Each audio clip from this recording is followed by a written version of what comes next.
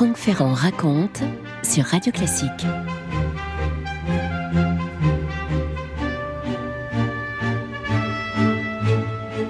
Nous sommes sous le règne de François Ier, nous sommes à Toulouse en 1531, dans une taverne de la rue des Lois à Toulouse. On est la veille de la Saint-Pierre. La Saint-Pierre de mémoire, c'est le 2 juin, nous sommes donc le 1er juin.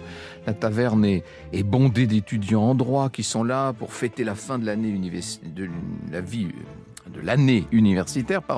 Le vin des tonneaux coule à flot.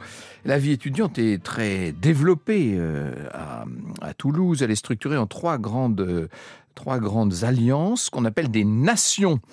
L'Espagne, le Languedoc et la France qui se mélangent, ces nations, mais surtout qui se disputent et ça braille et ça chante et ça danse. Enfin bref, une fête estudiantine, c'est à peu près la même chose à tous les siècles. Parmi tous ces étudiants, un des meneurs de la nation France, étudiant en droit, qui s'appelle Étienne Dolet. Il a 22 ans, Étienne, il est originaire d'Orléans, mais ses parents l'ont envoyé étudier à Paris dès l'âge de 12 ans. Pourtant, ils ne sont pas aristocrates, mais ils ne sont pas pauvres non plus, la preuve. Étienne est doué, il a appris le grec, le latin, le droit avec beaucoup de facilité, nourrit une véritable passion pour Cicéron, ça nous donne déjà une première indication sur son tempérament, et il va commencer la rédaction d'un dictionnaire latin, ce qui vous montre quand même son ambition. Il a 17 ans quand il décide de partir étudier à Padoue, où l'on est en train d'exhumer des œuvres d'auteurs antiques. Padoue, lieu de la liberté intellectuelle, c'est le cœur battant de la Renaissance italienne, de l'humanisme. Et Étienne a pris goût à tout ça, il s'est mis sous la protection de l'ambassadeur de France, qui l'a destiné à la diplomatie, et donc l'a envoyé à Toulouse pour faire son droit. Voilà comment on le retrouve à Toulouse en juin 1531. La diplomatie, c'était peut-être pas une si bonne idée. Parce que la vérité, c'est qu'Étienne est tout sauf diplomate. Il est surtout très querelleur. Et il doit faire attention parce que bien souvent, entre nations d'étudiants, les querelles dégénèrent en batailles rangées. On sort les dagues, on sort les épées à deux mains, si l'on en croit Rabelais. Le sang peut parfois couler, et c'est pour en terminer avec ces hécatombes que le gouvernement du Parlement de Toulouse, vous savez les capitouls, c'est comme ça à Toulouse, il y a le capitoulat, les capitouls décident d'interdire ces nations d'étudiants qui sont un trop gros foyer d'agitation. Vous imaginez parmi les étudiants le tollé, Étienne Dolet qui est orateur de la nation France, vous l'avez compris, écrit en latin s'il vous plaît un texte qui s'adresse au capitouls et à tous les membres du Parlement de Toulouse. Il reproche à ces superbes autocrates, carrément, d'attenter au droit de libre réunion, de traiter les étudiants en étrangers, que dis-je, en ennemis. Mais dans un second texte, il va encore plus loin. Il n'a que 22 ans et il a pour lui sa culture humaniste. Voilà qu'il s'attaque de front au conservatisme du Parlement de Toulouse. Ces gens-là sont trop sévères. Voici ce qu'il écrit. Vous avez vu dernièrement un homme que je ne veux pas nommer conduit au bûcher dans cette ville. Son corps a été anéanti. Il se peut qu'il ait parlé témérairement et avec violence. Il se peut même qu'en une certaine occasion, il ait agi de manière à mériter le châtiment réservé aux hérétiques. Cependant, lorsqu'il a voulu se repentir, devait-on l'empêcher de sauver son corps et son âme ? Toulouse, comme toujours, peu soucieuse de montrer son humanité, elle n'en a jamais fait preuve, a satisfait son insatiable cruauté en le torturant et en le mettant à mort. Non, je vous disais, cet homme-là n'est pas fait pour la diplomatie. Franck Ferrand sur Radio Classique. Il faut peut-être revenir sur l'affaire dont parle le jeune Dolet. Cet homme qui a été conduit au bûcher, c'est Jean de Caturs. Caturs, tout jeune enseignant en droit civil de la faculté de Toulouse, d'ailleurs dont Étienne a été le condisciple. Ils ont été tous les deux élèves de l'humaniste Jean de Boissonnet, qui est un petit peu leur mentor. Jean de Boissonnet et 22 autres personnes ont été accusées de luthérianisme. On est dans les tout débuts de cette réforme qui s'installe dans toute l'Europe et qui essaie de faire sa place en France. Et sur l'échafaud, Boissonnet, qui était en chemise et la corde au cou, une torche de cire à la main, a pu obtenir l'absolution de l'inquisiteur. Mais il y en a d'autres aussi qui se sont rétractés, mais il y en a un qui a refusé, c'est Jean de Caturs. Quel a été son crime ? La veille du jour des rois, devant un certain nombre d'amis, il a prononcé un petit discours. Et au lieu de dire « le roi boit », vous savez comme on fait le 6 janvier, il a dit « Jésus-Christ règne dans nos cœurs ». C'est une variation qui a été interprétée comme un rejet de la transsubstantiation. Vous savez, ce qui est censé devenir le corps du Christ dans l'hostie, si vous voulez. Et c'est à cause de cette interprétation théologique qu'on l'a conduit au bûcher de la place du Salin pour être brûlé devant tous les autres. Voici ce qu'écrit l'ami Jean-Yves Borriaud dans Hérétique quand l'Église condamnait au bûcher. Ça vient de paraître chez Perrin et c'est passionnant. Voilà ce que dit Jean-Yves. Toulouse était alors en effet une ville pieuse, fière de ses 100 églises, et les cloches, remarqua Servet quand il y étudiait lui aussi le droit, ne s'y taisaient jamais. Blasphémateurs et hérésiarques étaient prévenus. Sous l'arche centrale du grand pont Saint-Michel terminé en 1508 était suspendue une cage de fer avec laquelle il était aisé de les noyer dans la Garonne. Et Jean-Yves Borriaud cite Rabelais après cette exécution de Jean de Caturs. Pantagruel n'y demeura guère quand il vit que les Toulousains faisaient brûler leur régent tout vif comme à Ransort. Oui, il y a toujours une pointe d'humour chez Rabelais, mais le vrai n'y est pas moins présent. Doley termine donc sa harangue par un réquisitoire contre l'Inquisition. Vous savez que lorsqu'un homme donne des preuves de génie et d'intelligence supérieure, il ne tarde pas à être soupçonné d'hérésie luthérienne par les gens d'un esprit étroit et dépravé, et qu'il doit supporter toute la haine que fait naître une pareille accusation. Ah, ces magistrats du Parlement de Toulouse que beaucoup plus tard Voltaire qualifiera de bœufs tigres, bêtes comme des bœufs, méchants comme des tigres, disait-il. Voilà qu'ils sont bien ulcérés et ils ordonnent immédiatement l'arrestation de ce faiseur de brûlots, de ce Doley. Le 23 mars 1533, on jette le jeune Doley au fond des geôles des Hauts-Murat, c'est les fortifications de la ville, et pour lui, eh bien on peut dire que c'est un peu l'apprentissage très dur de la liberté, c'est le début de la libre carrière d'Étienne Doley. Vous écoutez Radio Classique. Alors, c'est vrai qu'il a beaucoup voyagé, qu'il a beaucoup fréquenté de grands mondes, Étienne Doley, il a de l'entre-gens, il a fait des études et il demande de l'aide à son ami et protecteur Jean Despins, qui est le diplomate envoyé par François Ier en Italie, devenu évêque de Rieux, donc Rieux au sud de Toulouse. L'évêque demande au président du Parlement la libération de ce jeune homme d'une intelligence rare et supérieure, dit le requérant. Bon, le Parlement ne peut pas facilement refuser, d'autant qu'Étienne Doley n'est pas réformé. Il n'est pas protestant, ça c'est objectif. On ne peut pas l'accuser de ça. Donc au lieu de se faire oublier, Doley, dès qu'il est sorti de prison, reprend la plume. Ah oui, vous allez voir, c'est comme ça tout le temps. Et il va s'en prendre cette fois à son juge Dampmartin, avec pour conséquence que le Parlement le bannisse de la ville. Bon, il va aller trouver refuge à Lyon. Rappelez-vous d'ailleurs un peu le genre de parcours de Rabelais à peu près à la même époque.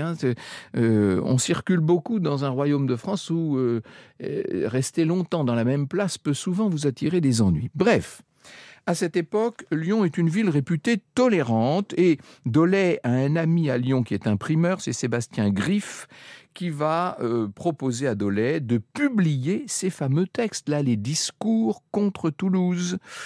Ça sent un peu le soufre, tout ça. Pendant ce temps, à Toulouse, la traque des protestants devient féroce. Les procès pour hérésie se comptent par dizaines.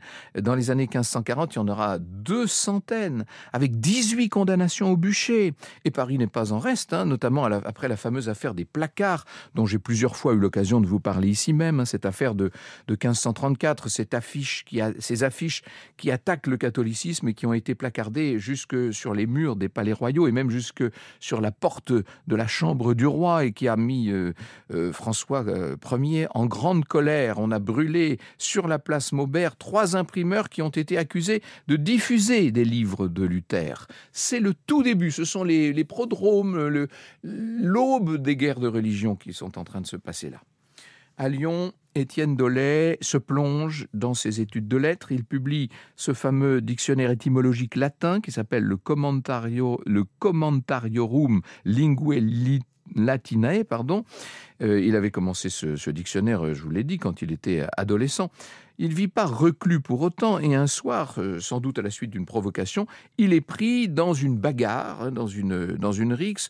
Si l'on en croit Doley, un peintre qui s'appelait Compin a essayé de le tuer, et il n'a fait que se défendre. Un peu comme se défendaient les étudiants de Toulouse, rappelez-vous. Bon, mais en attendant, il l'a quand même tué, le peintre en question. Oui, là, il y a carrément meurtre. Je suis désolé. Doley est bien obligé de fuir. Il s'en va à Paris, où il fait encore appel à ses relations. Il sollicite la grâce du roi et, incroyable mais vrai, il l'obtient. Et mieux que ça, quelques mois plus tard, Étienne Doley reçoit même du roi le droit d'imprimer pendant 10 ans. François Ier a eu avec l'imprimerie un rapport extrêmement complexe que j'ai eu l'occasion d'étudier dans un ouvrage il y a 10 ans de ça déjà. Il a souvent interdit l'imprimerie, mais il a aussi favorisé certains imprimeurs. Bref, voilà Étienne Doley qui, à 30 ans, se retrouve imprimeur. Il s'installe à Lyon pour imprimer. Privilège immense qu'il a reçu du roi. Doley va publier 15 de ses propres œuvres, mais aussi un certain nombre de textes classiques en grec, en latin. Notamment, il publie Cicéron. Je vous ai dit qu'il avait une passion pour Cicéron. Hippocrate. Les œuvres du grand poète Clément Marot, dans un genre extrêmement différent. Il est aussi proche de Rabelais, qui à la même époque est souvent à Lyon. Il va d'ailleurs même publier Rabelais sans son accord au passage, parce qu'alors il y a aussi toutes ces affaires d'édition plus ou moins clandestine, etc. Il ne faut pas oublier que l'édition, c'est tout nouveau. C'est l'équivalent des réseaux sociaux pour nous. Vous savez, on est en train de chercher des codes, de chercher des règles pour cette nouvelle invention. À cause de ces frasques, vous l'avez compris, mais aussi et surtout de ses écrits et publications, à cause de ses traductions peut-être, Étienne Doley est toujours dans le collimateur de l'Inquisition qui garde sur lui un œil. L'inquisiteur général du royaume, c'est Matthieu Ory, bien sûr, le surveille de très près. C'est le fameux inquisiteur que Rabelais avait surnommé notre maître Oribus, vous savez. Ory fait arrêter Étienne Doley en 1542. Alors, pour quel motif ? Pour avoir mangé cher en temps de carême, pour avoir possédé chez lui des ouvrages réformés, pour avoir remplacé dans un de ses ouvrages l'expression « je crois » par « je suis bien sûr » et le mot « providence » par le mot « destin ». L'inquisiteur accuse « il semble mal se sentir de l'immortalité de l'âme ». On se pose quelques questions sur l'adhésion pleine et entière d'Étienne Doley au dogme catholique, vous l'aurez compris, et je pense que sur ce plan-là, l'inquisiteur ne se trompe pas trop. Doley répond qu'il n'est pas réformé, qu'il a bien le droit de posséder des ouvrages qu'il combat lui-même, qu'il a rompu le carême pour des raisons purement médicales. Bon, ça n'empêche pas qu'il va quand même être enfermé. Il va faire 2 stages, 2 séjours dans des prisons qui ne sont pas tendres à l'époque, inutile de vous dire, ça dure que 2 fois 15 mois. Mais dans le Parlement de Paris, le met en accusation comme impie, scandaleux, schismatique, hérétique, fauteur et défenseur des hérésies et erreurs et pernicieux à la chose publique. C'est difficile de trouver des accusations plus fortes.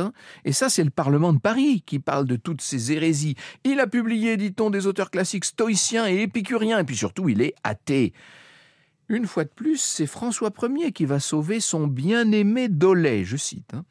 En juin 1943, il va signer des lettres de rémission pour tous ses écrits et publications. Et le Parlement de Paris va essayer de contourner ces lettres et de monter un procès contre Doley, sauf que là, le roi veut quand même que son autorité soit respectée.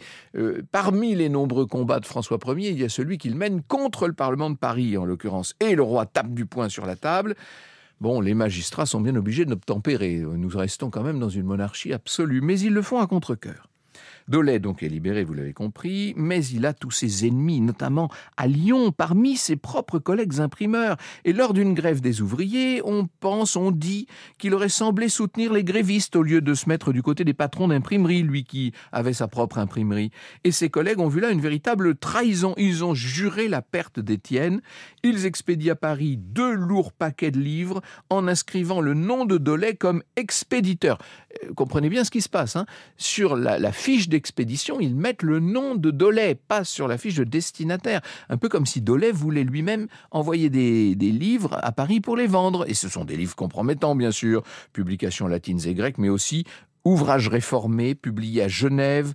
Bref, à Paris, on intercepte les paquets, une enquête est menée, et le 6 janvier 1944, le Parlement de Paris ordonne à nouveau l'arrestation de Doley. Doley est toujours à Lyon, hein, il est arrêté chez lui. Et à ce moment-là, il va essayer de ruser. Il raconte la suite dans son livre « Le second enfer ».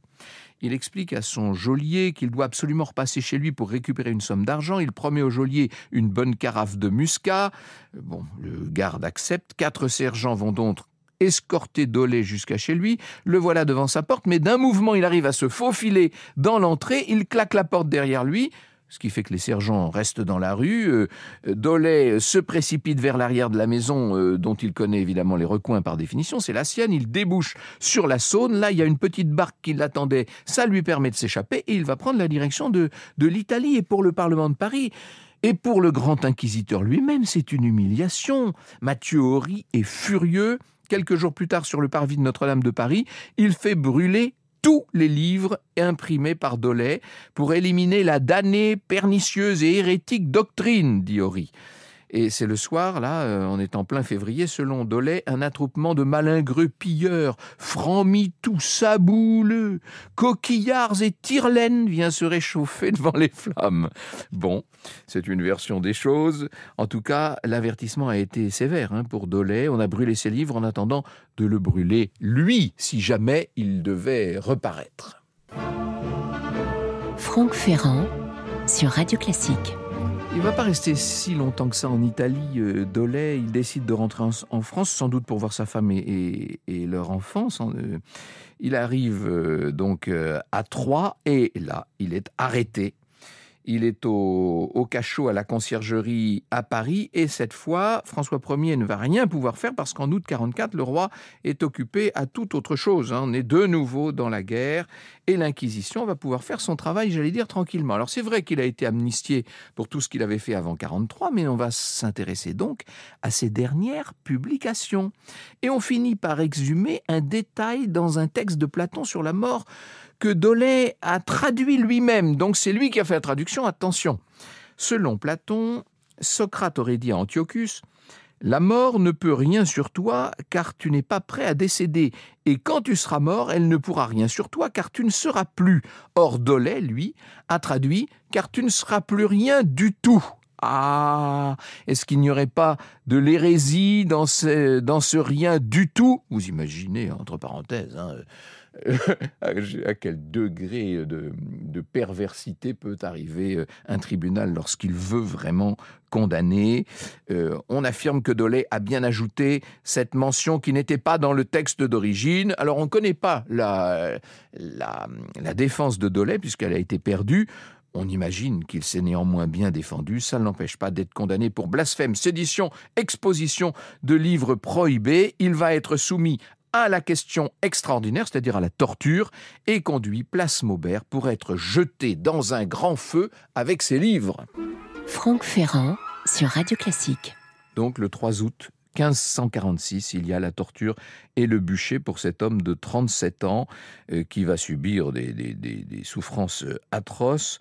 Il a tout de même la possibilité de faire amende honorable entre la torture et le bûcher. Il prie la Vierge et Saint-Étienne, moyennant quoi, bien que torturé, il sera pendu avant d'être jeté au feu, c'est-à-dire qu'il ne sera pas brûlé vif.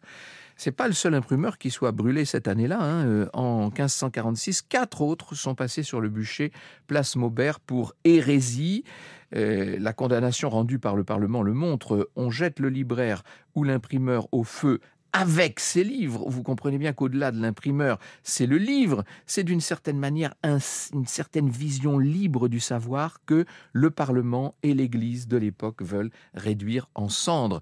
Et voilà pourquoi Doley, à partir surtout du 19e siècle, mais déjà ça avait commencé avec Voltaire au 18e siècle, va être considéré comme un symbole de liberté, comme un symbole d'indépendance, ce qu'on pourrait presque appeler le patron de la libre pensée. Vous écoutez Radio Classique.